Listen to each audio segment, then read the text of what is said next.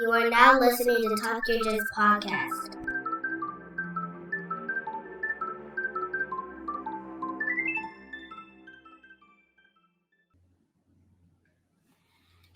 Welcome back to the Talk Your Jits podcast. This podcast is, as the name implies, all about Jiu-Jitsu. I'm your host, Lamar Smith, and today's guest is a black belt who owns Drama Jiu-Jitsu, located in Santa Fe, New Mexico. Ladies and gentlemen, Sachprakash.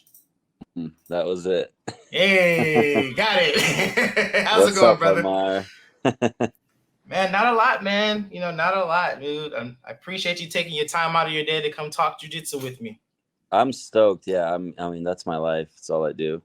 All I think Yeah. about and all I look forward to. It's like most of us. Yeah, I know, right? That's just how it works, man. Just everyday Jiu-Jitsu, right? That's it. All right, man. Without further ado, man, if you want to formally introduce yourself again, by all means, and let's hear about your Jiu-Jitsu journey. For sure. And thank you. Thanks for having me here. It was such a unique post I saw on Facebook. Like, okay, get on here. I was like, I'll get on a podcast. I love talking stuff. I love talking about my stuff. I started. So I go by Sachprakash. I'm Mythical Bull on Instagram. If you guys want to look at that, you can also look at jujitsudo.com or jujitsudharma.com. That is my teaching platform. I started jiu-jitsu in high school with MMA in Southern California, Orange County. I started, in a local LA boxing gym, and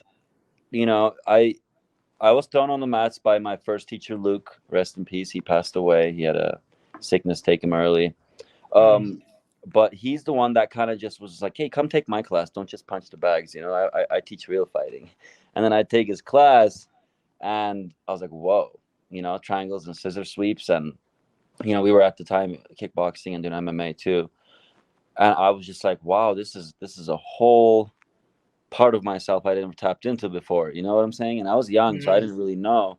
But because I had that influence of guidance and support, that I kept sticking to it, not knowing why. And later on, just decided not to stop. I can go into details. I don't know how much detail you want me to go into. Oh man, this is your journey, man. You can talk. You can go into detail as much as you want. Okay, cool. So, that was 2007 when I started training. So I was in high school when I met my first black belt professor, Marcel Lozado. He was a checkmat black belt, and he'd been here for a few years at the time. And he was the head coach of Rain Training Center. Rain Training Center was opened by Mark Munoz and his business partner, and Rafael Cordero, before King's MMA, was running his MMA program over there. So I was like a little 18-year-old blue belt training MMA with those guys and training jiu-jitsu with my Professor Marcel, who gave my blue belt. And I tried to go to school and stuff for a little bit, and I was like, no, it's not for me. I want to keep training. And I decided to move back to California from Chicago. And then Marcel's studio was closing, and I found Mendes Brothers, and I was into them. I was into what they were doing and how they were doing it. And their school had just opened maybe 2 months before I went over there. And that's when I really got into the gi jiu-jitsu in 2012 with Mendes Brothers. I became one of their first coaches at the academy, kids coaches, beginners, and some no-gi. I became Hafa Mendez's ADCC training partner for 2 camps. Nice. He liked it that I was into no-gi because I had an MMA background. So I at AOJ, I was the no-gi guy, and I was like, come on, man, I'm all right at gi too. But yeah, so that journey really continued, and I never stopped training. And I questioned at one point why I trained, because I realized, it's not. I was never naturally I want to go win a bunch of tournaments. I just loved training, and I did tournaments too, and I won some and lost some. But I just not that professionally competitive, So there was something not fulfilling me in the way that culture was going, for me. And then that led me to question myself, why I train, my values, what I want to do with my life, my energy. Why jiu-jitsu? Why are we why are we doing jiu-jitsu? Why the fuck are we doing jiu-jitsu? We're sore, our neck hurt, there's drama, there's, girlfriends yelling at you for training too much, and your parents still don't get it. Like, what is the sauce here that we love? And I found Right. out it was that meditation, that mushin, the flow state, the deep sense of being, in a sense that we Mhm. experience. And I realized, wow, that's why I started, and that's why I love it. And now I dedicate my whole time and effort in teaching the jiu-jitsu that way. This is my logo for Jiu-Jitsu Dharma. I And like that. yeah, yeah, that's where the twist is. I want to tell you about Jiu-Jitsu Dharma. If you Hmm. Is it time, or you have other questions? No, man, we got time, brother. We got I time. Go wasn't sure ahead, what do I your was thing. getting in on this for. Okay. Hey, Well, it's all a part of you. It's all a part of your journey, man. So I would love to hear it. boom. So I love sharing this, man, because in a sense it's a part of my journey. I feel super privileged to experience jiu-jitsu and MMA to the degree I did at a young age, and around these amazing fighters. Um, but yeah, like people that I just looked up to, and I ended up training with them and learning from them and teaching with them, and it's really cool. So, but the secret sauce, the the essence of the art, and the essence of the practice, is actually about devotion and Hmm. community, because this practice came to us, we know it as BJJ in Brazilian Jiu-Jitsu, and this is not to discredit any Brazilian lineage. We all are a product of it, including me. But before Brazil, Jigoro Kano was teaching a certain way of jiu-jitsu, and when he ended up branding it, when he ended up putting a name on it, he called it Hmm. he called it Judo. And that do is the dharma, it's the way, it's the essence of the practice. And the reason I'm pulling the attention to this is because, you know we're kind of a culture that's new and that's finding their way. Hmm. But also that means it's not that explored yet in the West, in a sense. So there's been a lot of drama, a lot of turmoil between, like, family members to teams to coaches and students, and there's this like power struggle going on in the community through money and status and fame and all this stuff, which has Hmm. nothing to do with your personal practice as a martial artist. Exactly. And I believe this wasn't really put forth for me, when I was, coming up in the community, and I was around the people that you want to learn from. It was all the big names for MMA and jiu-jitsu, and I did learn so much from them. But one thing just wasn't passed on, is is that like devotional way of living that the samurai actually totally had in their lifestyle, and martial arts supported that. Like, protect. I always give this example to the students or white belts that are not trying hard. I'm like, they're coming to like burn your rice fields, man. Let's go. Yeah. And that's what it was Yeah. about. It was about that. It was about protecting your village, protecting your wife, protecting your kids, protecting your farm from Yeah. from attackers. So when you prayed and meditated, it wasn't just about um praying and meditation, because when you're just doing that, your temple can get attacked as well if you don't know how to defend yourself, right? So all these martial ways, these deadly practices, got introduced to these monks for this purpose. Like, Hmm. it's like almost like it's like a yoga flow, right? Okay, so if we're gonna do yoga, we better know how to fight. So it's like now your yoga flow turns into some martial flow. Does that make sense? And I Hmm. believe, like, most of us in the West today, we are lacking an understanding of about ourselves. We're not educated to look inside and emotions and energy, and our mind, understanding our mind. So jiu-jitsu is actually a great way to reflect and tap into that, and overcome. And that's why so many positive side effects are in jiu-jitsu. But we're not really Yeah. taught it. Like, we're not really understanding what works, what doesn't. We're not really taught it. So jiu-jitsu dharma is trying to make available these Eastern teachings, in a practical way. You Hmm. know, so how do you create a daily practice for yourself? Depending on who you are, um, what kind of yogic philosophies, what kind of teachings that are not taught to us in the community that would like benefit a lot of people. That's what I'm working on right now. and a whole online platform. But I've been teaching workshops of Jiu-Jitsu Dharma since 2016. I've been Mm-hmm. I've been at it, teaching this perspective and trying to give people a different way to approach their training without making their spine stiff, without getting injured. You can heal yourself. If you've been injured, you can put yourself through amazing things that will heal your body, that will make you more flexible, that would actually help you, in the direction you're trying to heal. A lot of addiction people, a lot of people that are trying to, like, depression, they're trying to conquer depression through jiu-jitsu and stuff like that. But then all of a sudden you run into like a knee injury, or you run into like a sore neck, and you're not as flexible as you used to be, or something like that. Mm-hmm. And that's because it's just like there's a way to kind of like balance that intense fighting practice with like a little bit of intense self-care to get true results, not just to be mediocre. You know how everybody knows that in fighting, like, if you train, you're gonna get results. But if you like train with the best, and you put the time and you put the effort in, your results are gonna show to yourself first, and then to others as well around you. And same with like healing, meditation, yoga. If you put the effort in, that intense, same intensity, like same type of discipline, to go the other way, to go inwards, to rest, to relax. And it's not easy. I try to sit down for 5 minutes. Everyone gets up. Yeah. Turns out it's like Jitsu is a little easier, man. I'm telling you. Right.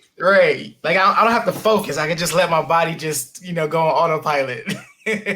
Yeah, it's really cool. I think like Jiu-Jitsu is so good because of that reason. And you could be a meditator of years and still not be like, you can choose to sit, and you might be wandering off. You can like think there, you can think there. But when you do jiu-jitsu, when you shake hands with somebody and they're like stomping in front of you, they're about to they're about to come at you. You don't have time to not be there. And if you're not present, you're gonna get hurt. If you're not present, you're gonna get hurt, and that's just how it goes. And it's not even up to the other person. It's because you're not present in response. You're not taking accountability of yourself in the moment, and you get injured. And it's so easy to blame the circumstances, Right. Yeah. I mean, I can't agree with you more, man, because I use jujitsu as my meditation, my therapy. I'm so wrapped up in just doing jujitsu and teaching and training and this podcast. Like, this is my therapy. Sitting down talking about jujitsu, and I tell everybody this is like it's one of those things where, like, you can't take your mind off of it when you're in the midst of jujitsu, because once you let your mind wander somewhere else, like you said, that's when the injuries come. That's when you get hurt. That's when you get tapped or choked or whatnot. And it gets to the point where like now the guys I train with, we can tell, just how they moving. Like, hey, you good? You a little off today. And it's like, nope, I'm not, because of this and that. And we can't lie to each other. We can't just say, oh, it was my mind. This were like, no, we know when you're off, bro. So yeah, totally. Yeah. And just like you said, recovery, keeping yourself healthy, that is a huge part of jiu-jitsu. And I think that's just as important as the techniques that we learned in jiu-jitsu. If not more. If not, yeah, I'm gonna say if not more. Yeah. It's a lot more than just, I'm just gonna show up, we're gonna slap bump, we're just gonna, roll around the floor for an hour and a half, and then we just leave. Like, no, you gotta tune your body up. And no one is in here is like 18 years old, or everyone's in their 20s and 30s and 40s. Yeah. Like, we can't just pop up and expect to go on the rest of the day. Like, no, body gets stiff, body gets sore. So yeah, recovery is important, man. Yeah, that stiffness, it's so important to take care of like your whole body. Yeah, I love my morning practice. Like, I have a morning yoga practice that I do before the sun comes up, and I've been doing that for about 10 years now. And I just started from just trying to get physically more comfortable in my body, but like daily practice gives you so much more than that, not just physical, but also like energetically, alertness, awakeness, and also performance. You know what I'm saying? It's like such a thing. So that's my favorite time. Like I try not to fucking sacrifice that for anything. Wake up, take a cold shower, you tune in, you do your physical work, you do your breath work, you do your meditation, mantra, and you're just able to like get into the silent, quiet space. And it's a lot more joyous to function in life from there than like carry the weight of yesterday on your shoulders, every day. It sucks. Right. Yeah, man. That's why I try to leave it on the mats, man. I if anything's going on that day, we're gonna hit the mats. We're gonna hit it hard. We're just gonna work it out and then just be done with it. Leave it on the mats. Do not take it home with you. Just leave it on the mats, man. I love that. Got to. Because Okay. it just feels like a waste. You put all that time and energy to focus on jiu-jitsu enough to forget about what's going on, just for you to let it creep back in and take over the rest of your night. Like, nah, man, you would drive yourself crazy doing that. That's well said, man. For sure. Where are you at? What state are you in? I'm in Detroit, Michigan. And this is called Tokyo Jits Podcast. Yeah. Are people listening right now? Yeah, I got a few listeners. I started this last year, so it's slowly growing, slowly growing. Oh shit. I appreciate it, bro. I appreciate it. So with your school, like how was it for you eventually opening up your own school? I've always wanted to open a school for a while now. It's been such a passion of mine to teach. I taught kids 2010 for the first time, and I was like, this is the best thing I've done. I feel so off-used. Like, I feel like I'm benefiting the world right now just being with the kids, and it's just so pure and all that. So I've always had this in me, and me and my friend opened a school in Wrightwood, California. Chad Keel, well, it's where he's from. He formed a group, and then he got me on board, and I was there in the beginning of that in Southern California. And then COVID came. My family had to go through some shifting. I lost my father, and like I had to like do some cleanup in the family business. And then like right when COVID came, I was like, oh wow. So I kind of like I'm floating around right now. I have no idea what to do, and this thing is like freezing the world. So might as well like travel and think of like where you want to do this thing that you've been wanting to do. Because in my mind, I thought LA or San Diego, just because that's where I'm from, and I wanted to like open a big place, possibly get some investors involved. And when COVID came, the city kind of just was not the place to be, right? And it made me think of the future and the quality of life I want to live. So I started looking at options. I thought about Oregon. I thought about Florida. I thought about Texas. It could have been Austin. I almost went to Austin. I actually was in Austin right during COVID, and when everything started happening there. And I just like I fell right in the middle of that jiu-jitsu crew, just like the whole Austin flow grappling, 10th Planet, fight to wins. And I got to spend a lot of time in Austin with that. That was fun. So I was like, maybe I should stay in Austin. It just seemed like it was just like too busy. Again, the same thing. I don't want to commute so much to my work. I don't want to be in a big city. So New Mexico, Santa Fe, everybody. We're over here. It's beautiful. It's high desert, 7,000 feet elevation. There's a mountain here. There's some rivers and creeks around. And I literally, like, this is my house. I take 30 steps and walk into the dojo. And nice. I was able to, set up a nice thing. And my house is kind of like almost like the lobby now. Everyone just comes in and out, We have an awesome crew. I'm introducing, the yoga I do is pretty like deep work, and it's traditional, and it's like, it's got some cultural edges to it.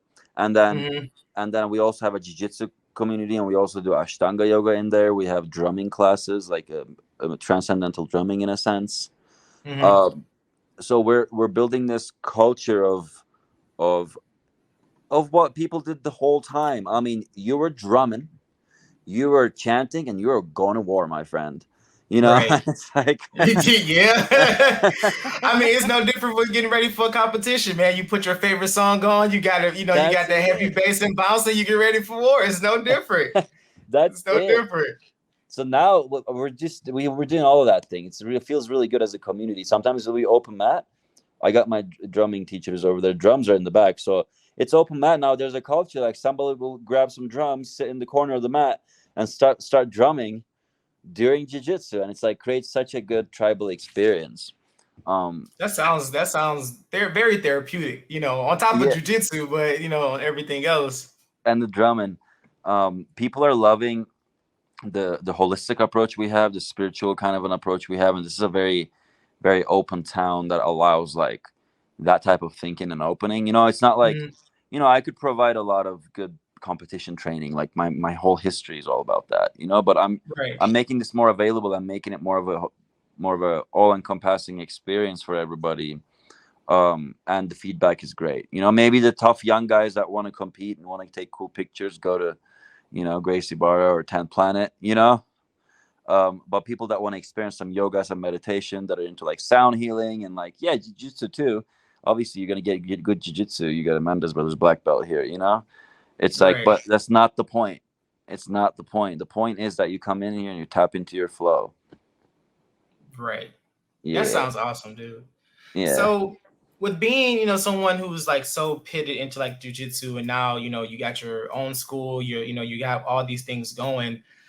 Like, how did you keep yourself like grounded? I mean, I know you're used to meditation and everything else, but I know this is a new adventure because it's like you're building this empire. You're building, like you said, this tribe. And so, like, how did you keep yourself like level, man?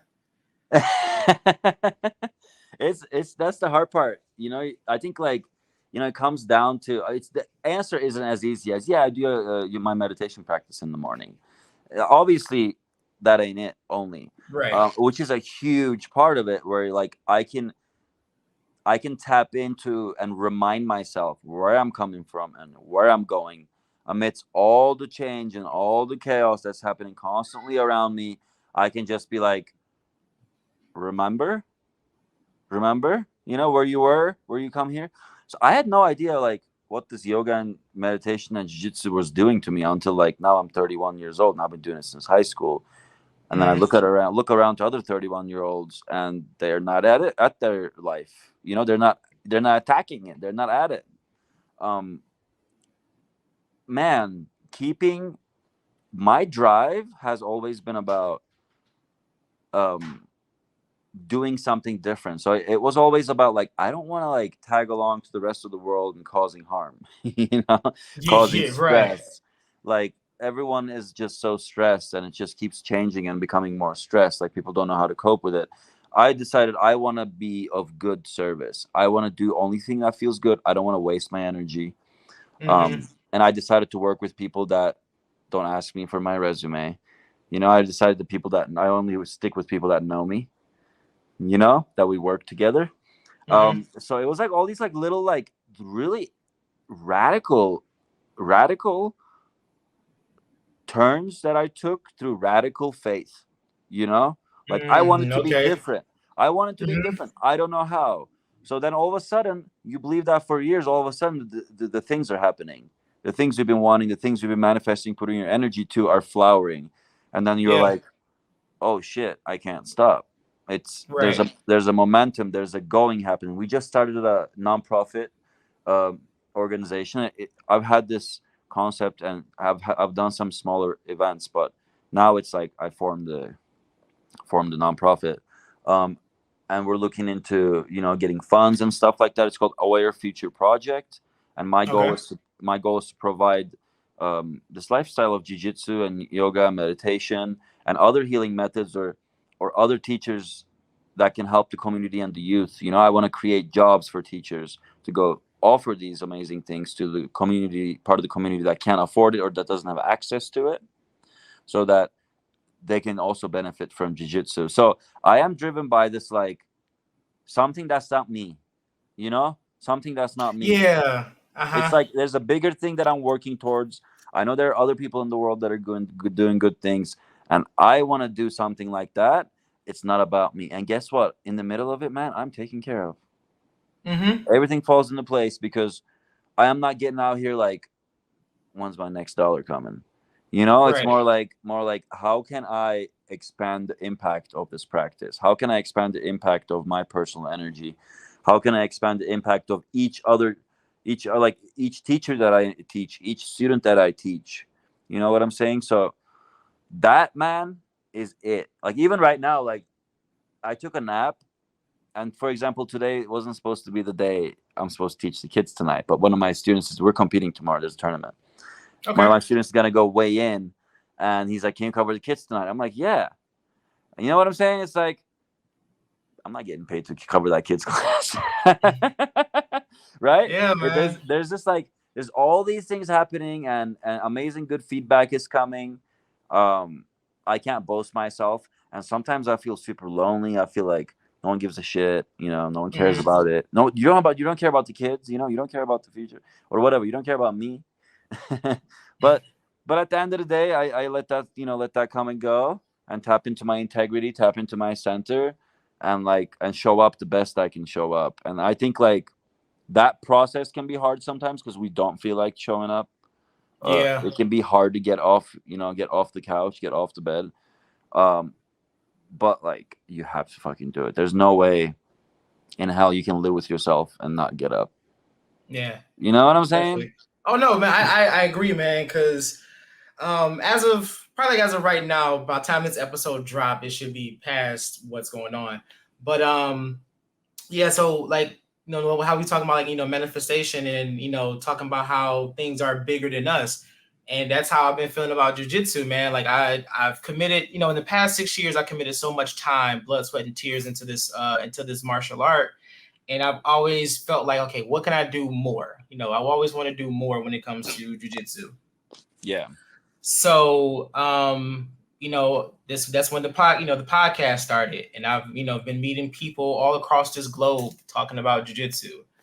And to fast forward this year, one of the guys that I did an interview with, did a show with, you know, I came out, did a seminar for his school. So that was pretty awesome. Yeah. And then as of today, I'm going to be a head instructor at another school. And I was just, congratulations, man. Thank you, man. I just been, you know, really been talking about doing more with jiu-jitsu, and this opportunity is like silver platter, dude. Like, only way this can mess it up if I mess it up. It's a brand new facility. It's going to be my curriculum, how I want to run it and everything else. No nitpicking, no, you know, micromanaging, no overhead. It's just me.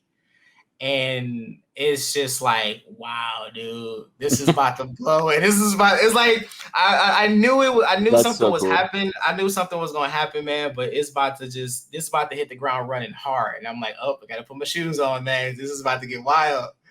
So it's a whole pretty excited, man. Yeah, man. Pretty excited. It's a pleasure. Like, it's been almost 2.5 years now. I've had the studio, and I have one blue belt that I gave out. She's competing for the third time. I have like 4 adults competing for the first time, you know, 2 girls competing for the first time. It's just like seeing their growth, getting the feedback from the parents, and realize that you're actually playing a big role in there, you know, in their lives. And this is under fucking valued in the community. I don't know if we're about to drop, you know, we're allowed to drop F words. No, drop them. You're way past the threshold time, so you're good.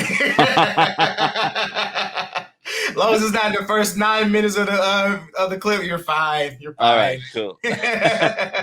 So it's so undervalued, you know, like the benefit as you know, in a Western society, we're not really taught to think of it this way, but like the benefits someone receives from jiu-jitsu, the benefit that the parents receive from going to jiu-jitsu, and not just like, man, parents like learn from jiu-jitsu classes.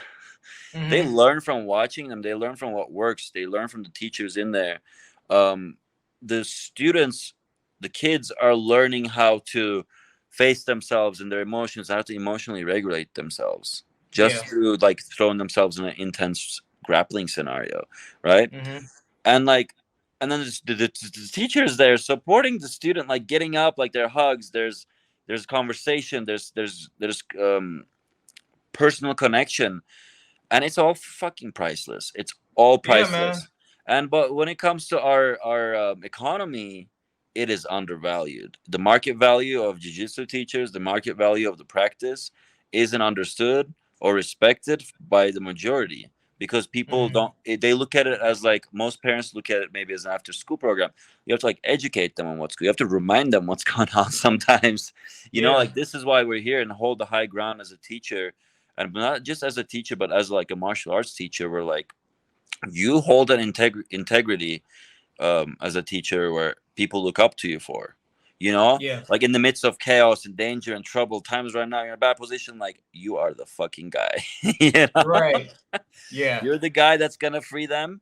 And also, it's such a deep personal experience that every time you do show up when they need you, it's actually a deeper process happening in the relationship. It's Hmm. like this person is a state of wanting to get new information, or a state of learning, wanting to learn or get better or overcome this emotion, this fear, this block, and Hmm. you're there like walking them through it. Just being Right. their friend in a sense. It doesn't have Hmm. to be this crazy sophisticated, guru. It just has to. It can just be like, yeah, man, I got you. Pat in the back and say it's not. Don't stress over this. Da da da da. And it means so much. It's just so much more than a membership. It's just so much more than a few bucks of discount. It's so much more than any after school activity. It's just like a special relationship a student and teacher has. Yeah, definitely, man. Because like me and my instructor, we're like this. We're like brothers, man. Love this guy to death. Yeah. And you're exactly right, man. It's very undervalued in, like, in today's standards, because everyone sees it as money, as the money sign, instead of actually seeing what is in its purest form. And I can contest to it. I know you can. I even see it in my daughter. She's 7. She started training with me earlier this year, and from Nice. the time she started to now, you can see the flourish in her eyes. When it comes to her self confidence, and how she carries herself, and it's just like, man, people need to see this, Yeah. man. Like, it's people need to see this. Like, So good. I tell everybody, like, if you ever, like, would consider your child get into, like, jujitsu, take some time out and go to a kids competition.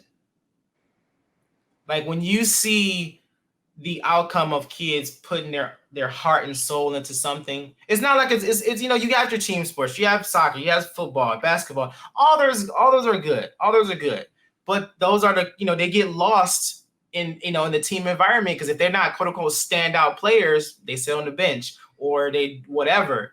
You see a kid who's doing this is something they wanted to do, this is something they been practicing and training for. You get to see their true potential. Win or loss, you get to see your child do Yes. something that is unbelievable to a lot of people. And I've seen so many kids, at tournaments, have so much fire and just in their eyes. It's just, I'd be sitting there so happy, like, man, I wish I was them, man. Like, I wish I could have been that 7-year-old on the mats, man, training and doing all this stuff now. But yeah, Man. dude, it's amazing. It's amazing. Yeah, I think that's the most important aspect of our lifestyle. Even the adults, black belts, whatever, like, man, the kids, it's so good for them and so good for the world to have, self-aware children grow up to be self-aware leaders that are not going Yeah, to make a decision out of fear or scarcity or corruption. Like, you can't be yeah, manipulated when you're strong. When you're a strong person, strong mind, you don't buy into shit. right. You're not manipulated. You see things. You see the sneakiness. You see that that sneaky submission he's trying to come through with before he goes. you know, it's like it gives us such a deep sense of awareness Yeah, level. yeah.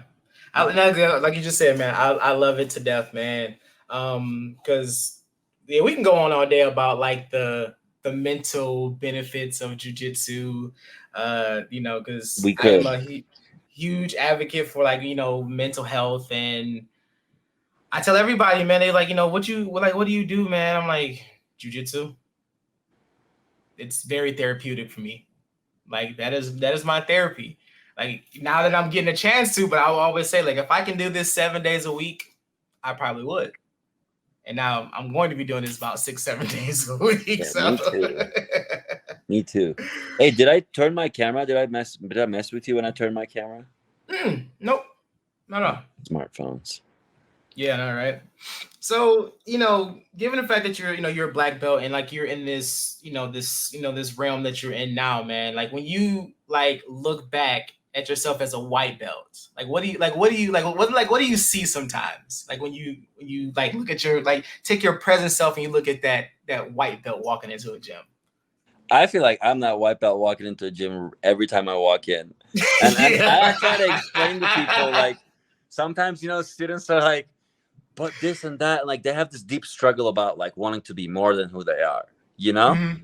And I'm like, they say something, I'm like, I can't just talk like I don't experience the exact same thing. I've been doing this shit for 15 years. I have the same emotions. I have the same thoughts, same doubts, same fears, or whatever. But I have a different awareness that I love to share. I realized this a little bit ago, and a few years ago, I changed my perspective a lot. But it's like this is a good way to learn jiu-jitsu, and the good way to teach jiu-jitsu is like you can't get better at jiu-jitsu because it's something you experience. Mm-hmm. So how can we get better at having that true jiu-jitsu experience? Because whether you're on the winning end or the losing end of the jiu-jitsu match, when you're in it, when you're with it, you love it.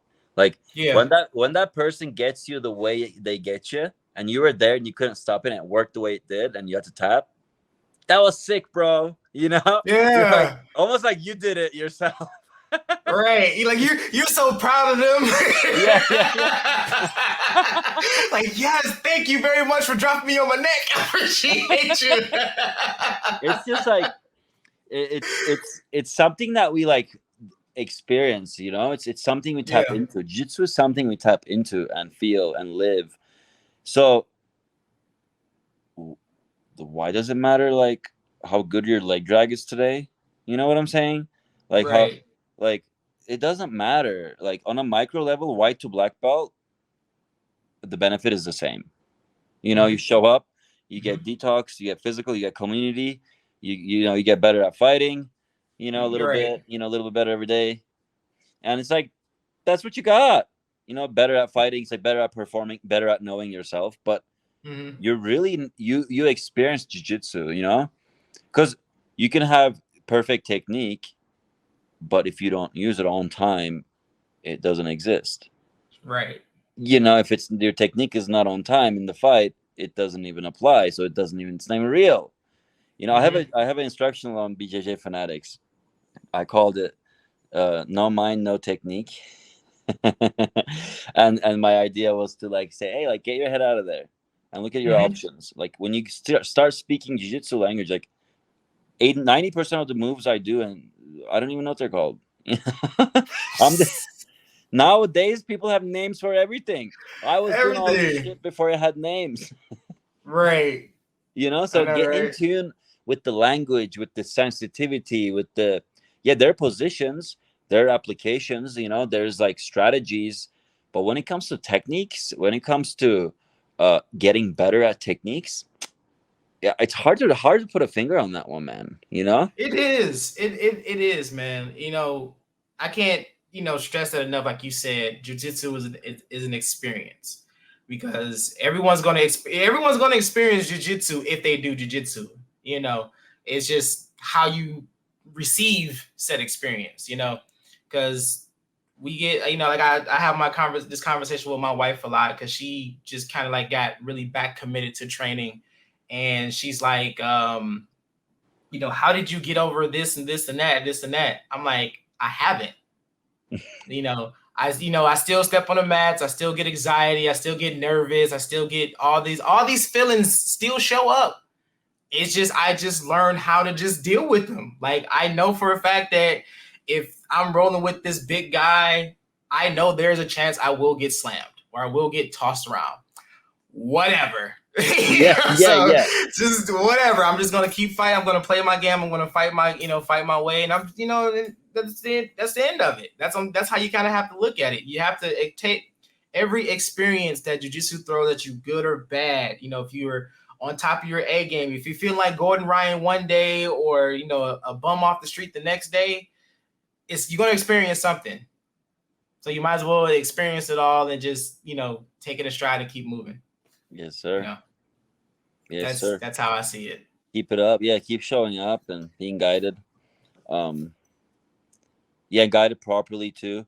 But my struggle with the jiu-jitsu is I was never the one not training. I was the one that's overtraining and getting hurt, Mm-hmm. And as a young kid, like, it sucks getting injured. It's really, you can do it another way. There's another way, or you injure yourself and you get a surgery, and now you're like living with the surgery's limitations. Where maybe there was a way you could like kind of rehab yourself back into functionality to be able to, like, almost like the feelings. Like, injuries are sometimes like that. They're like the feelings. You have to be like strong enough where they don't waver you. So it's like if I have a injury on one of my joints, I can align and straighten and strengthen myself around that injury, and where the injury isn't giving me symptoms anymore.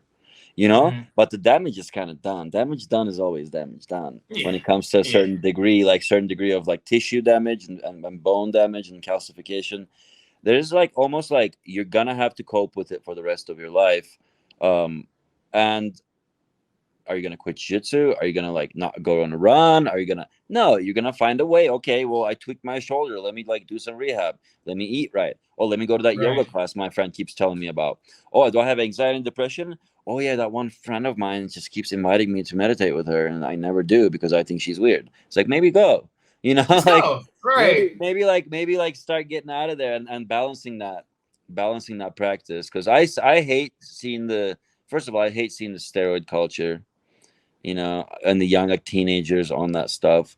I know Brazil has a different perspective towards it, and I feel like they're totally bypassing us. They're like, oh, those Americans don't get it. It's just like, yeah, we can look at it that way, but there's something that happens chemically. There's a biochemical reaction happening.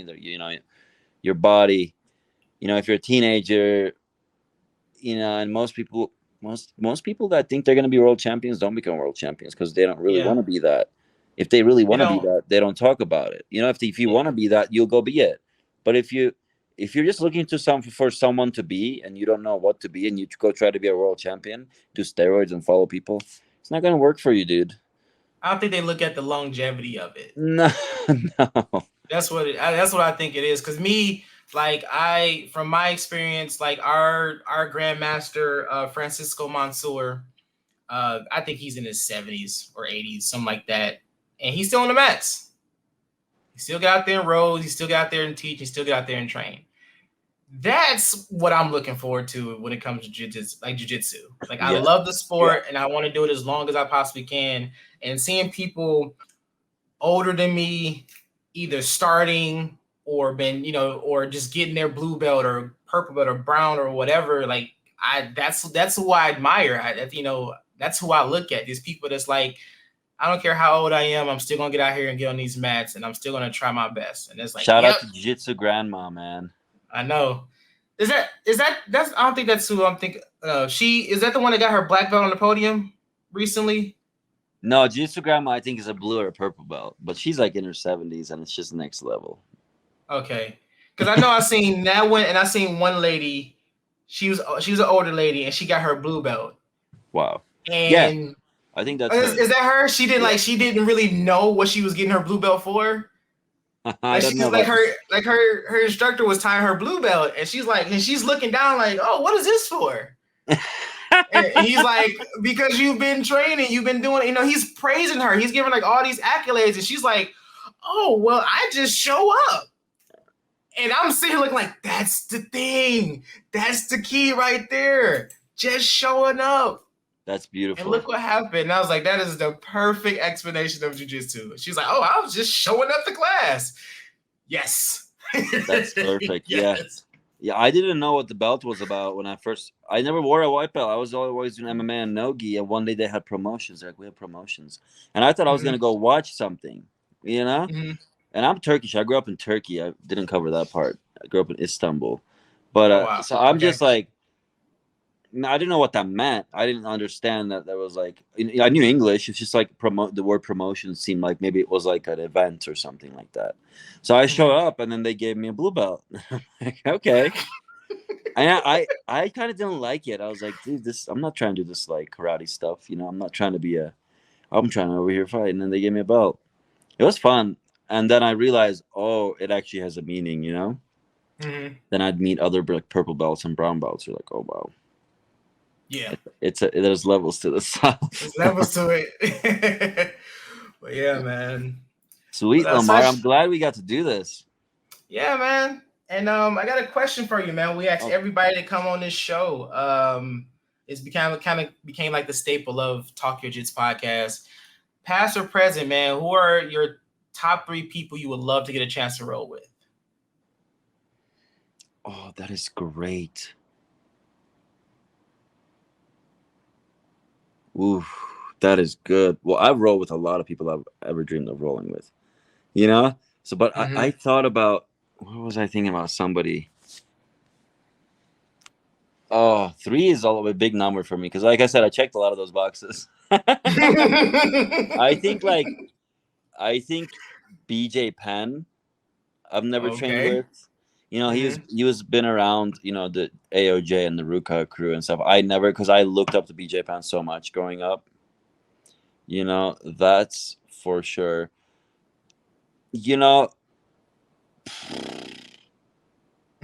I think Bruno Malfacine. Okay.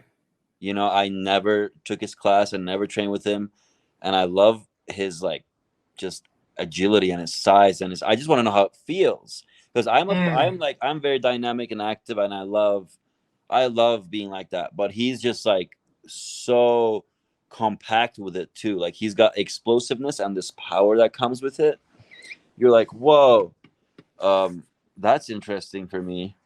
I've always wanted to feel that. Oh, Marcelo Garcia would be great. Marcelo Garcia would be great. Before that, I thought about Caio Terra, because he's very unique too. But yeah, let's call it BJ Penn, Bruno Malfacine, and Marcelo Garcia would be good. Solid list, man. List. I got to roll with Terere. That was great. I met Terere in Russia. That was awesome. Man, you've been all over the place, huh? Dude, yeah. I taught in Russia for a couple months, 2015, and then like ran into Terere there. Like he was there. I'm like, dude, this is like my dream. What are the odds? Yeah, Meow Brothers. Like I met the Meow Brothers when they were brown belts. They didn't speak English at AOJ. They came to visit, so I got a lot of rounds with them. I mean, I've rolled with like Wanderlei Silva, Nogueira brothers. Like we're doomed. Like when I was young, like that MMA gym, Rain Training Center had like Anderson Silva was there, like Mayhem Miller was there all the time too. Yeah, man, I got to like, I met a lot of checkmat people. I rolled with them when I was a blue belt, purple belt at AOJ. All the autos like Keenans and Galvaos and all those guys. Yeah, I got monsters. I was blessed and privileged to just cross paths with all these badass fighters. Like wow, the best of the West of the century, and I was just there as a kid, and that's why I dropped everything else. I dropped school. Like my family had a restaurant. I was running a restaurant. It's just like I'm like, dude, this is the best opportunity I have. Stick to these people. Yeah, definitely, man. Definitely. All right, brother, man. If you got any questions for me, man, fire away. But if not, I would love you to shout out what you're doing, your school, anything, any future projects you got coming up, man. The floor is all yours. Thank you, man. Thank you, Lamar, for having me on here. Talk Your Jits podcast. I love it. I love the energy we brought here. I'd love to find this and maybe like make a little clip of it and post it on my stuff because I think we covered a lot of good ground. Our future project is right now in action in creating its mission, in creating the first steps on how we're gonna be able to apply the function of a nonprofit and function of the teachers and combine it with the students that need it. That's coming through. And Jiu-Jitsu Dharma is about to come out with 3 levels of courses that you can take, and a teacher training course that's gonna involve pretty much like yogic philosophy and technical application, and also like some ways and tricks to like just elevate yourself, elevate yourself in your practice, in your community, whether you're a teacher or coach or whatever you are, just like I want that to be the jiu-jitsu dharma community, that we get together for what's more important about jiu-jitsu and how we can grow that impact, Right. Yeah, so I'm stoked. And if anyone listens to this and anything sounds interesting, feel free to message me, Mythical Bull on Instagram, or Jiu-Jitsu. You can find it, our future project, you can find that on Instagram as well. And yeah, man, I don't know. That's it. Man, well, man, I greatly appreciate you taking your time out to talk to me, man. It's been a great conversation, brother. And I wish you all the best in everything that you're trying to do right now, man. It's beautiful. Very beautiful Thanks. here. Thank you, Lamar. I'm really inspired by your perspective and by your openness as well. And let's keep this up, bro. Let's meet up and train sometime. You're always welcome here. Oh wait, man. It's likewise, brother. I would love to get a chance to roll with all these people that I've talked to on this show, man. Yeah. Hey, That is a goal. Maybe bring all of us together somehow. I don't know. Hey, you never know, man. Never know. All right, man. But that's the end of today's episode. I would like to thank Sach one more time for coming on to the show and blessing us with his knowledge. Hope you guys love the show. Please go and follow our Facebook, Instagram, and Facebook page to stay updated on all future episodes. This has been Talk Your Jits podcast. Keep rolling, keep grinding, and remember, long live Jiu-Jitsu. Have a great day. Boom. All right, my brother. Perfect. Man, thank you very much. Yeah, man, this was great. Thank you for being awesome. Yeah, man. True.